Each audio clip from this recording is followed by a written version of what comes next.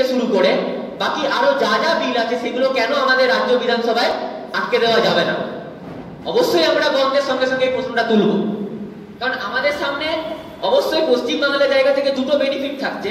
একটা পাঞ্জাব রাজ্যে চলমান আন্দোলন, আর একটা বিহারের এই চলমান নির্বাচন, যেখানে জনতা দেখিয়ে দিয়েছে যে এই এনডিএ জোটকে বা এই বিজেপি সরকারকে কোনোভাবেই সরকারে বরদাস্ত করা যায় না।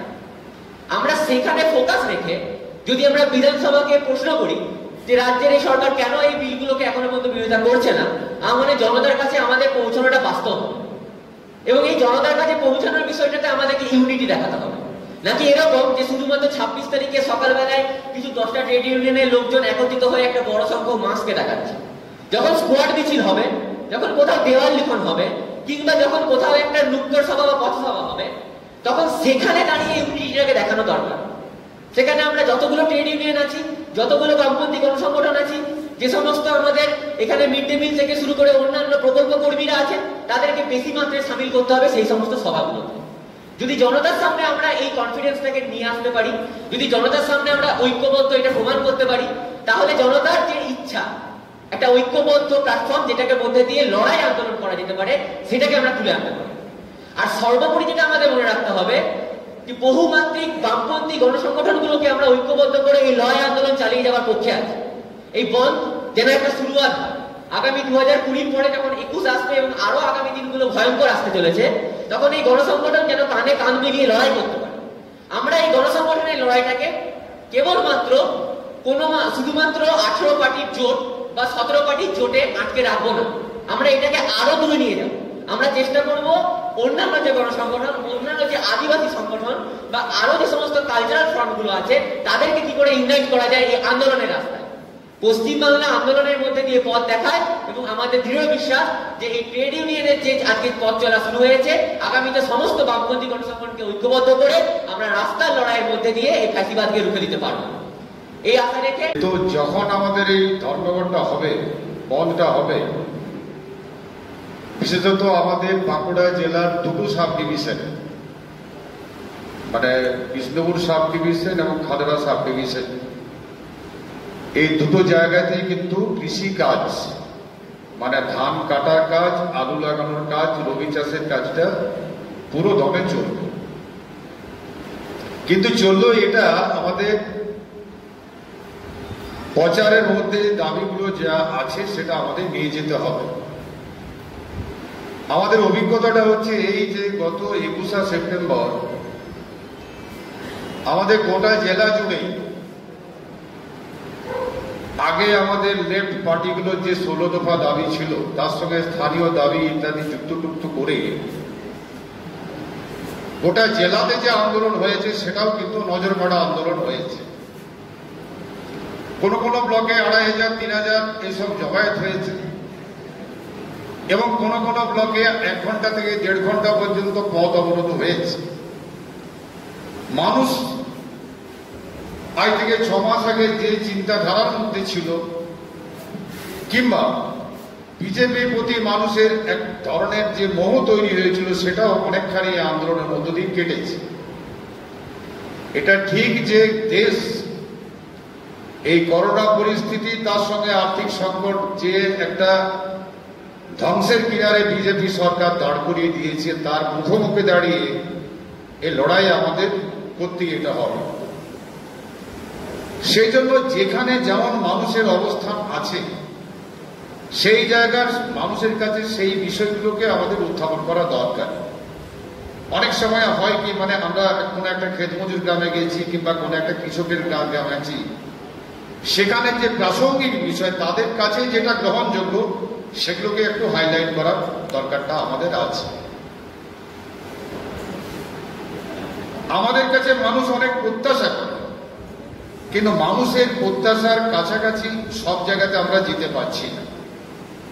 মিডিয়া আমাদের বিরুদ্ধে যে অপপ্রচারটা করছে, সেটা নাকি আমরা বাম গণতান্ত্রিক এবং বামপন্থী আদর্শে অনুপ্রাণিত যেসব ব্যক্তি, তারা নাকি অপান্তিক হয়ে গেছে কিংবা এরা পাচ্ছে। কিন্তু লড়াইয়ের ময়দানে আমরা যেভাবে আছি, মিডিয়ার কাছে আমাদের সেসব প্রচার না হলেও মানুষের মধ্যে আমরা অনেকটা এই সময়ের মধ্যে স্থান করতে পেরেছি। সেই জন্য আমার পরামর্শটা হচ্ছে এইটা, যেমন ধরুন যে এক একটা বড় বড় গঞ্জ, আমাদের জেলায় বহু গঞ্জ তৈরি হয়ে গেছে, যারা দোকানদার তারা কেন বন্ধে সামিল হবে? তাদের নিজস্ব কতগুলো সমস্যা আছে, আজকে যেভাবে জিনিসের দাম বেড়েছে তার পুঁজি নেই ইত্যাদি ইত্যাদি, এগুলো তো আছে। প্রধান বিষয় যেটা সুজয় বলেছে, যুবরা বলেছে যে কাজের ব্যাপার, সেটা যেভাবে কর্মসংস্থান ছাঁটাই হলো, 14 কোটি মানুষ কাজ হারালো এবং হারাবে। এবং এই যে কৃষি বিলটা আনা হচ্ছে এই কারণের জন্য যে ইন্ডাস্ট্রি সেক্টরে, পরিষেবা সেক্টরে, ধরুন সারা দেশে প্রায় 12,40,000 ফ্ল্যাট তৈরি হয়ে পড়ে আছে, কেনবার কোনো লোক নেই, অ্যাডভান্স দিয়েছে, রেজিস্ট্রি হয়। সেখানে যারা সাধারণ নির্মাণ শ্রমিক তারা কাজ হারাচ্ছে। অন্যদিকে হচ্ছে এটা যে আপনার ইন্ডাস্ট্রির মাল বিক্রি না হওয়ার জন্য সেখানে যারা কাজ করতো, সে ঠিকা শ্রমিক হোক, চুক্তি শ্রমিক হোক কিংবা সংগঠিত শ্রমিক হোক, তারা এটা ছাঁটাই হয়ে যাচ্ছে। সেই জন্য ব্যাংকের উনি এটা বললেন যে প্রধান বিষয়টা হচ্ছে যে মানুষের পারচেসিং পাওয়ারটাকে বাড়ানো দরকার, এটাই হচ্ছে প্রধান ইস্যু। তাতেই রিলেটেড যে ব্যাপারগুলো আছে, কাজের সুযোগটা তৈরি হবে, শিল্পক্ষেত্রেও তৈরি হবে এবং গ্রামীণ ক্ষেত্রে তৈরি হবে। যে ডিমান্ডটা নিয়ে আমরা এখানে বলা আছে যে গরিব মানুষকে 200 দিন কাজ, কোনো সময় আমরা বলছি 600 টাকা মজুরি, কখনো বলছি আমরা 350 টাকা মজুরি, যাই হোক না কেন। আমরা আমাদের সংগঠন হিসাব করে দেখেছি যে যদি 350 টাকা মজুরি দেয়, 200 দিন কাজ হয়, তাহলে একটা গ্রাম পঞ্চায়েতের পপুলেশন অনুযায়ী, কোন গ্রাম পঞ্চায়েতে 25,000 পপুলেশন, কোন গ্রাম পঞ্চায়েতে 18,000, 20,000, একটা গ্রাম পঞ্চায়েতে বছরে 15 থেকে 20 কোটি টাকা ঢুকবে। এবং এই টাকাটা এই যে আমাদের জেলায় কিংবা গোটা রাজ্যে এই যে গঞ্জগুলো গড়ে উঠেছে মূলত বাম ফন্ডে না, এবং এই শ্রমজীবী মানুষের পারচেসিং পাওয়ার বাড়ানো, পঞ্চায়েতের মাধ্যমে কাজ, ভূমি বন্টন, জমিদারের জমি দখল করে গরিবকে কেড়ে দেওয়া, এটাই গ্রামীণ অর্থনীতির মূল ভিত্তি। এবং তাকে কেন্দ্র করে আজকে শিল্পের সম্ভাবনা যা তৈরি হয়েছিল সব আপনারা জানেন। এই ডিমান্ডগুলো গরিবদের মধ্যে আমাদের বেশি প্রচার করা উচিত। এইভাবেই তোমার যেমন কাজ হবে, একবারে চা দোকান থেকে শুরু করে মিষ্টির দোকান, কাপড়ের দোকান, মুসিমানের দোকান, সবাইকার অর্থনৈতিক পরিবর্তন ঘটে যাবে। সেই জন্য আপনারা আমাদের এই বন্ধটাকে সামনে, আমরা 26 তারিখকে কেন্দ্র করে সারা দেশের যে নয়া কৃষি বিল, যা কৃষকের মৃত্যু ঘণ্টা বাজাচ্ছে, সেই বিলের বিরুদ্ধে আমরা সংগঠিত হয়ে তার প্রতিবাদ কর্মসূচি পালন করব। শুধু 26 তারিখে না, 26 তারিখে ধর্মঘটের মধ্য দিয়ে আমাদের কর্মসূচি রূপায়িত করতে চাই না। আমরা তারপর দিন, আগামী তারপর দিন 27 তারিখে গোটা গঞ্জে আমরা তার জমায়েতের মাধ্যমে প্রতিবাদ কর্মসূচি করব। আর শুধু প্রতিবাদ না, এটাকে প্রতিরোধের জায়গাতে আমরা নিয়ে যাব। আর লড়াই হবে গ্রামে, লড়াই হবে মাঠে। আর সেই লড়াইকেই সামনে রেখে আমাদের আজকের যে ডাকা, সেই ডাকাকে আমরা সমর্থন জানাই। এক ভয়ঙ্কর বিপদ, এই কথাটা বলা দরকার, ভয়ঙ্কর বিপদের মধ্যে আমাদের সারা রাজ্যের কৃষক সমাজ সাঁকারি যে করার তার মতো যেতে এবং আসতে কাটছে। কতদিন যাবৎ আপনারা দেখেছেন যে কোকড়ো সাপের বিষের মতো তরতর করে একদিকে যেমন সার, বিষ, কীটনাশক ঔষধের দাম বাড়ছে। গতকাল ভয়ঙ্কর এক দৃশ্য আমি গ্রামে দেখলাম। যেই সময় ধান উঠেছে, সরকার ঘোষণা করেছে 1750 টাকা দরে ধান কিনবে। গতকাল দেখলাম আমাদের কৃষকের ধান অবিকৃত, 600 টাকা বস্তা ধরে ধান নিচ্ছে না। এক চরম সংকটে কৃষক। গত কয়েকদিন আগে আমরা লক্ষ্য করলাম যে পূর্ব বর্ধমানের একজন গরিব কৃষক, তার টাংলাতে বাড়ি, সে তার অভাবের যন্ত্রণাতে ঋণগ্রস্ত হয়ে তার সবচেয়ে মূল্যবান দুটো কিডনি সে বিক্রি করে বাধ্য হয়েছে মাইক্রো ফাইন্যান্স কোম্পানিকে টাকা শোধ করার জন্য। এই ভয়ঙ্কর চিত্র দিন আমরা আমাদের গোটা রাজ্যের কৃষক আন্দোলনের একটা নতুন জায়গাতে আমরা লক্ষ্য করছি। একদিকে আমাদের মনে আছে 17ই নভেম্বর, এই সময়তেই 17ই নভেম্বর 2017 সালে আমাদের দিল্লির পার্লামেন্টের অভিযান। আমাদের মনে আছে 16ই জুন আমাদের মন্দেশ্বরীতে, মধ্যপ্রদেশের মন্দেশ্বরীতে কৃষক আন্দোলন। নাসিক থেকে আমাদের বোম্বাই পর্যন্ত পদযাত্রা, 50,000 মানুষের 180 অভিযান কৃষক আন্দোলনের 5 লক্ষ জমায়েতের মধ্য দিয়ে যে দাবি উত্থাপিত হয়েছিল, সকল কৃষকের ঋণ মুক্ত করো, প্রতিষ্ঠানিক ঋণ বন্ধ করো, কৃষকের জমির অধিকার আর পেনশন সুনিশ্চিত করো, আর হাঙ্গরদের জমি থেকে উদ্ধার করো, আর গরিব কৃষক, ক্ষেতমজুর, ছোট কৃষক, ভূমিহীন তাদেরকে জমির যে উদ্ধার চলছে আর তাদের ধার দেনা সমস্ত মুকুব করো, এই দাবিকে সামনে রেখে যখন আমরা লড়াই সংগঠিত করেছিলাম, ঠিক একইভাবে ওদের উপর বিস্ফোরণের মতো নতুন কৃষি বিল, আমি আলোচনা করবো না কৃষি বিল নিয়ে, সবাই আলোচনা শুনছেন, কিন্তু এটা ঠিক। এই অবস্থায় দাঁড়িয়েও একটা প্রাক্তন সরকার কেরলে তার নতুন দিশা তৈরি করেছে। গত পরশু দিনে তারা একটা উল্লেখযোগ্য সিদ্ধান্ত গ্রহণ করেছে যে কৃষির সহায়ক মূল্য, ফল সবজি 20% তার বর্ধিত করে নতুন সহায়ক মূল্য ঘোষণা করেছে। আর পশ্চিমবাংলার কৃষক যখন 700 টাকা দরে ধান বিক্রি করতে পারছে না, তখন কেরল বড় করে নোট দিয়ে 1750 টাকা দরে ধান কিনছে। এই উল্লেখযোগ্য সিদ্ধান্তের বিরুদ্ধে কৃষক সভা দাবি করছে আজ কনভেনশনে। এআইকেএস লাল ঝান্ডা, এআইকেএস লেখা লাল ঝান্ডা দাবি করছে স্বামীনাথন কমিশনের সুপারিশ অনুযায়ী সমস্ত কৃষকের ধানের দাম নির্ধারণ করতে হবে খরচের 3 গুণ। আর এই জায়গায় দাবি করছে প্রত্যেকটা কৃষকের পরিবারকে 7,000 টাকা দিতে হবে। এআইকেএস দাবি করছে কৃষি বিলকে প্রত্যাহার করতে হবে। এআইকেএস দাবি করছে আত্মহত্যাকারী কৃষকের সমস্ত ঋণ মুকুব করে 10 লক্ষ টাকা তাদের ক্ষতিপূরণ দিতে হবে। এই দাবি নিয়ে আমরা লড়াই ময়দানে, লড়াই আকাশে হবে না, লড়াই হবে হাটে, মাঠে, ঘাটে, ময়দানে।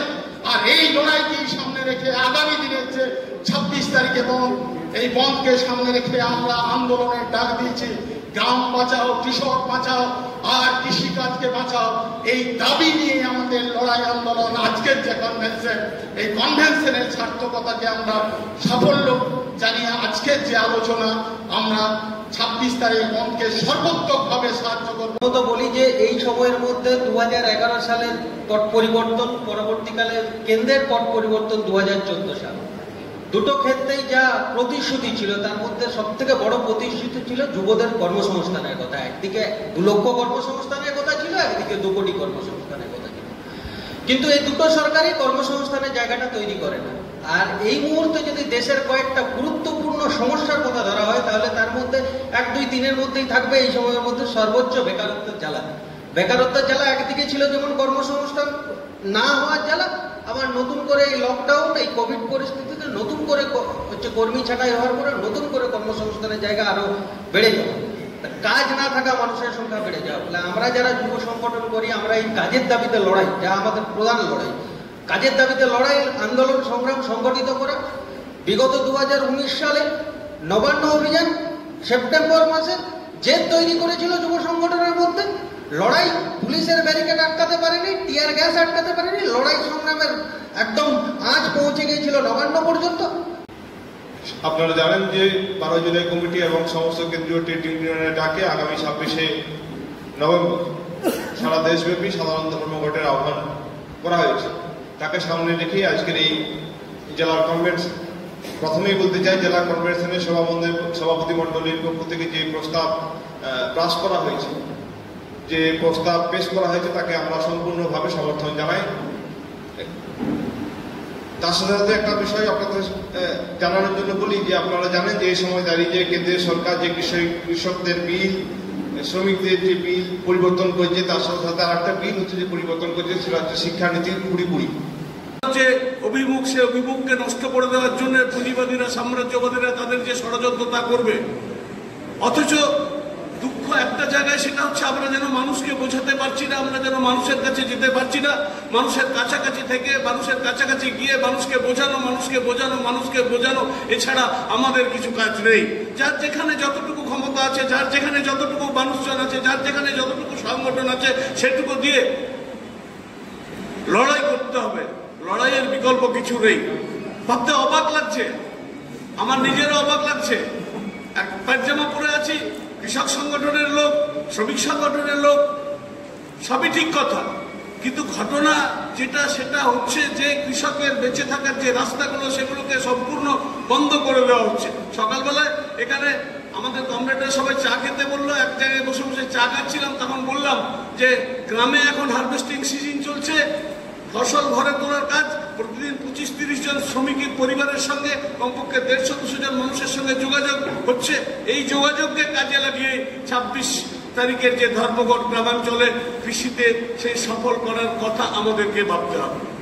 ট্রেড ইউনিয়নগতভাবে যে শ্রমিক সংগঠনগুলি আছে, মূলত ছাতনা বিধানসভা কেন্দ্র এলাকায় একটি মাত্র কারখানা আছে, স্পঞ্জ আয়রনের কারখানা, সেটা জৌড়িরা সনপুরিয়ায় অবস্থিত।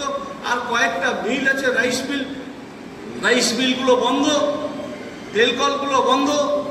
স্পঞ্জ আয়রনের কারখানার যে কটি রাইস মিল চালু আছে সেখানে শ্রমিক সংগঠনের যে কাজ, সংগঠনকে আরো বেশি ঘন সংঘবদ্ধ করে কনভেনশনের মধ্য দিয়ে সমস্ত মানুষকে জানানো, সমস্ত এলাকায় জানানোর কাজটা আমরা করার প্রচেষ্টা চালাচ্ছি। সংগঠনের পক্ষ থেকে সেটিকে যেমন সর্বাত্মকভাবে সমর্থন করেছি, একই সঙ্গে আজকের সভায় উত্থাপিত যে প্রস্তাব এখানে পেশ করা হয়েছে সেগুলোকেও আমাদের সংগঠনের পক্ষ থেকে আন্তরিকভাবে সমর্থন জানাচ্ছি।